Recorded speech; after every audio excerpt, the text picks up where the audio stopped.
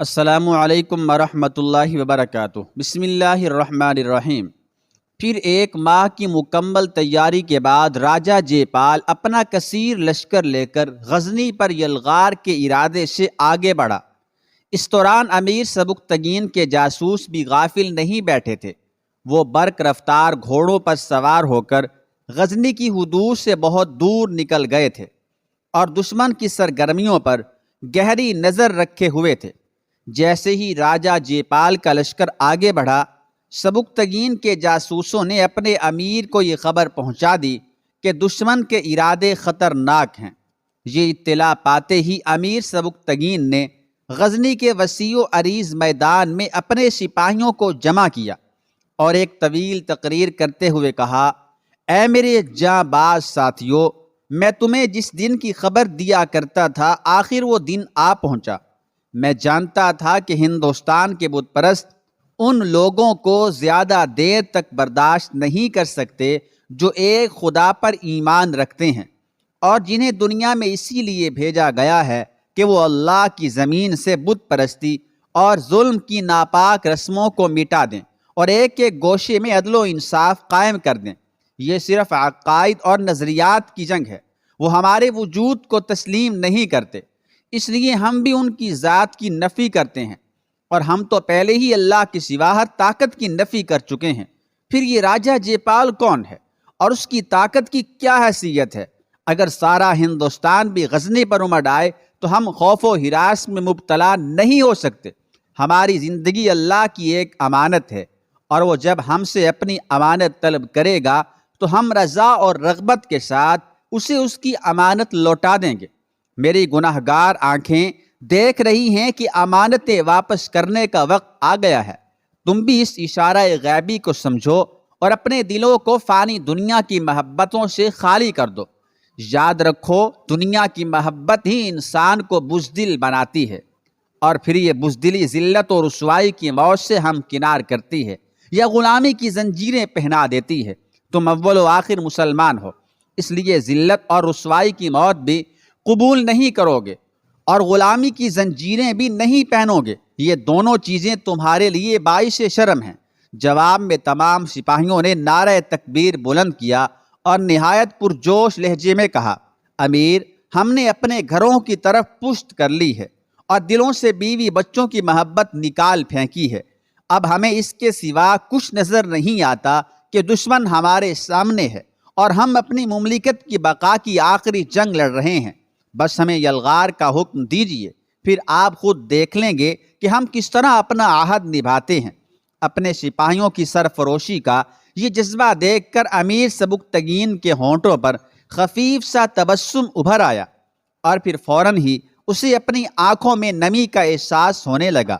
اگر تم اپنے عہد نبھاؤ گے تو اللہ تم سے راضی ہو جائے گا۔ سبکتگین ایک بار پھر اپنے سپاہیوں سے مخاطب تھا: اور اللہ کی رضا ہی سب کچھ ہے۔ اس کی رضا کے بعد تمہارے لیے دونوں جہان میں امان ہے، عافیت ہے، عزت و آبرو ہے اور نجات ہے۔ اپنی تقریر ختم کر کے سبکتگین نے سپاہیوں کو ان کے خیموں میں جانے کا حکم دیا۔ پھر ایک مختصر سا لشکر غزنی کی حفاظت پر مامور کر کے حماد بن ساریہ کو اس کا نگراں بنا دیا۔ حماد بن ساریہ اس جنگی مہم میں شریک ہونے کے لیے بہت زیادہ بے قرار نظر آ رہے تھے۔ امیر محترم، آخر آپ مجھے اس سعادت سے کیوں محروم رکھنا چاہتے ہیں؟ ابن ساریہ کے لہجے سے شدید کرب نمایاں تھا۔ میں اسی دن کے انتظار میں تو زندہ ہوں امیر ذیشان۔ اب جام دینے کا موسم آیا تو مجھے زنجیریں پہنا کر گھر میں بٹھا دیا گیا۔ یہ قانون کی کیسی رسم ہے اور میرے امیر کا کیسا انصاف ہے؟ حماد بن ساریہ کی آنکھوں میں آنسو جھلکنے لگے تھے۔ میں آپ کی خلش دل اور جذبوں کی تڑپ کو بہت شدت سے محسوس کر رہا ہوں ابن ساریہ، امیر سبکتگین نے انتہائی پرسوز لہجے میں کہا، مگر میری مجبوری یہ ہے کہ میں غزنی کو تنہا نہیں چھوڑ سکتا۔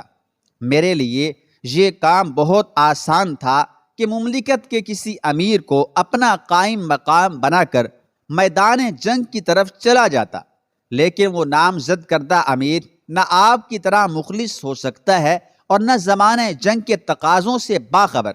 مجبوراً میں نے غزنی کو آپ کے حوالے کر دیا ہے، اور جہاں تک شریکی جہاد ہونے کا تعلق ہے تو آپ دارالحکومت میں رہتے ہوئے بھی میرے شانہ بشانہ لڑتے رہیں گے۔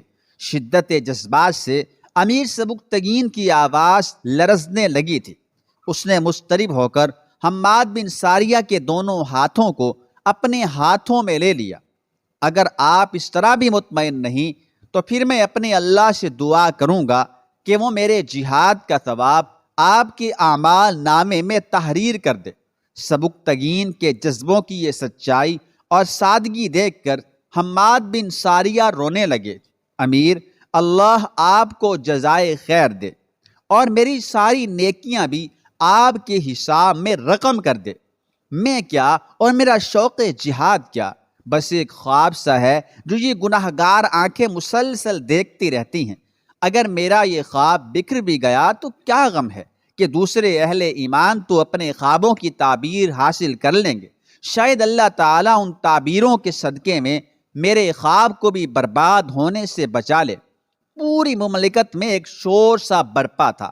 غزنی کے تمام باشندوں تک یہ خبر پہنچ چکی تھی کہ مسلمانوں کو ایک خوفناک جنگ کا سامنا ہے، اور راجہ جے پال کی یورش کو روکنے کے لیے امیر سبکتگین کے ساتھ ولی عہد سلطنت محمود بھی ملتان کی طرف روانہ ہو رہا ہے۔ اس خبر سے غزنی کے رہنے والوں میں ہلکی سی بے چینی ضرور تھی، مگر کسی کے اعصاب پر خوف و ہراس طاری نہیں تھا۔ انتہا یہ ہے کہ مسلمان خواتین بھی اس جنگ کے سلسلے میں بہت زیادہ پرجوش نظر آ رہی تھی۔ تمام شادی شدہ عورتیں اپنے شوہروں کو، تمام مائیں اپنے بیٹوں کو، اور تمام بہنیں اپنے بھائیوں کو یہ کہہ کر ہمت دلا رہی تھی، تم یہ سمجھ کر غزنی سے رخصت ہو کہ ہم لوگ اس دنیا میں موجود نہیں ہیں۔ اگر تم نے پیچھے مڑ کر اپنے گھروں کی طرف دیکھا تو دشمنوں کے دیے ہوئے زخم تمہاری پشت پر ابھریں گے، اور یہ بڑی شرمناک بات ہوگی۔ اور اگر تمہارے سینوں میں ہماری یادوں کی لہریں اٹھیں تو بڑھتے ہوئے قدم رک جائیں گے، اور اس طرح تم فتح سے ہمکنار نہ ہو سکو گے۔ اور یہ بھی انسانی زندگی کا بڑا ذلت آمیز رخ ہوگا کہ ایک غیرت مند اور شجاع قوم اپنی عورتوں کی محبت کے سبب فتح کے قریب پہنچ کر ناکام و نامراد لوٹ آئی۔ اور اگر تمہیں تمہارے بچے یاد آئیں تو دست و بازو کی طاقت کمزور پڑ جائے گی، اور کمزور ہاتھ دشمنوں کی گردنیں کاٹنے سے عاجز رہ جائیں گے۔ تمہارا یہ عمل بڑا تباہ کن ہوگا کہ اس کے بعد شکست و غلامی کے سوا کوئی تیسرا راستہ باقی نہیں رہ جاتا۔ خوب یاد رکھو کہ ہمیں اللہ نے آزاد پیدا کیا ہے، ہم کسی بت پرست کی غلامی پر رضامند نہیں ہو سکتے۔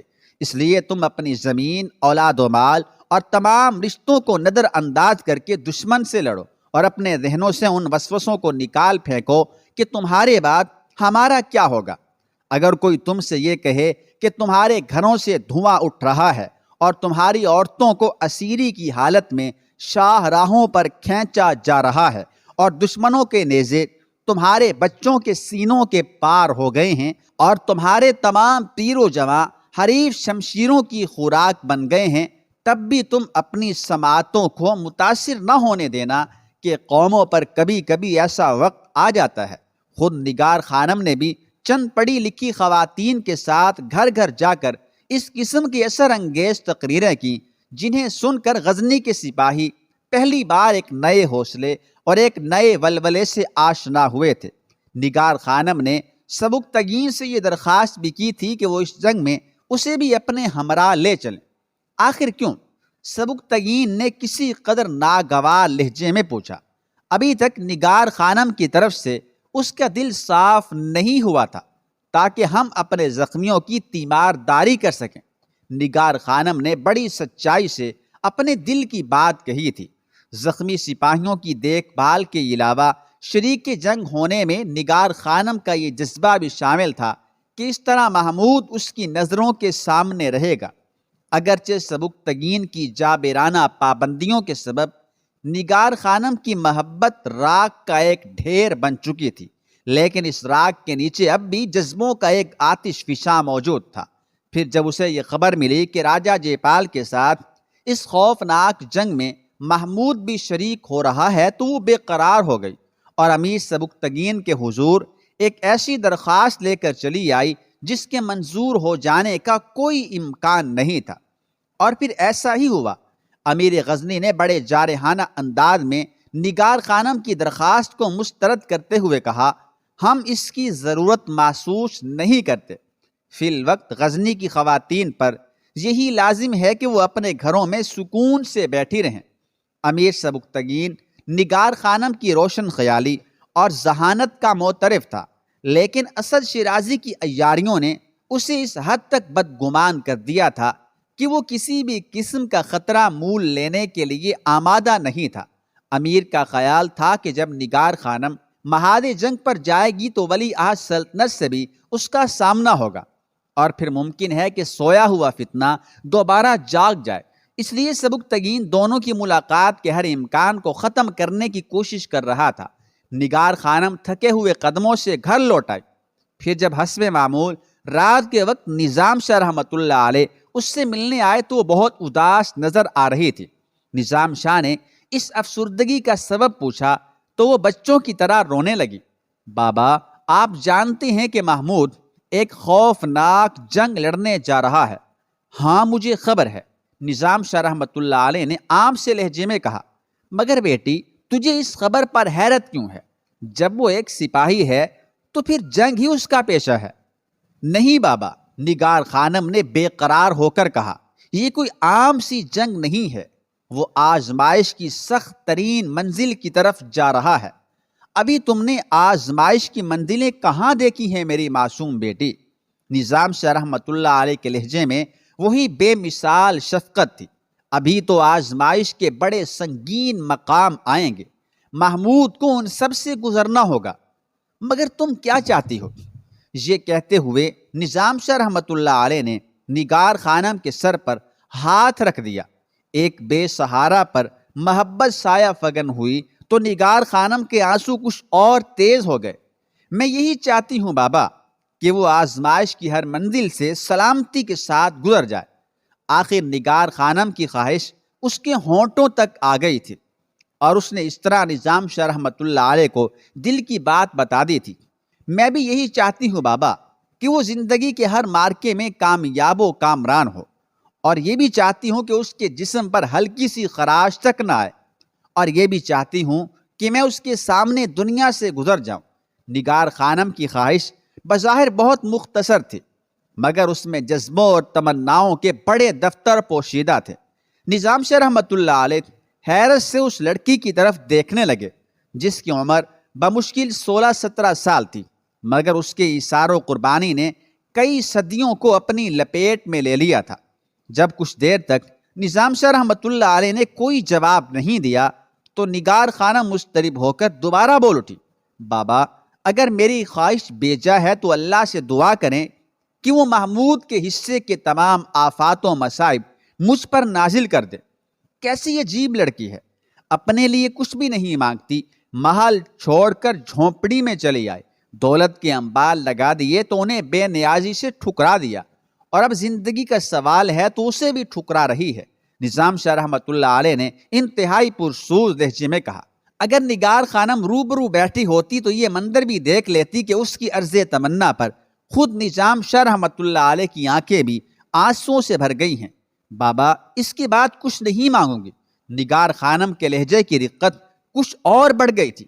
نظام شاہ رحمۃ اللہ علیہ بہت دیر تک خاموش بیٹھے نگار خانم کے سر پر ہاتھ پھیرتے رہے اور نگار خانم کی سسکیاں مسلسل بڑھتی رہیں۔ پھر اچانک اس نے گھبرا کر سر اٹھایا اور نظام شاہ رحمۃ اللہ علیہ کے چہرے کی طرف دیکھا۔ غزنی کے درویش کا چہرہ بھی دھواں ہو کر رہ گیا تھا۔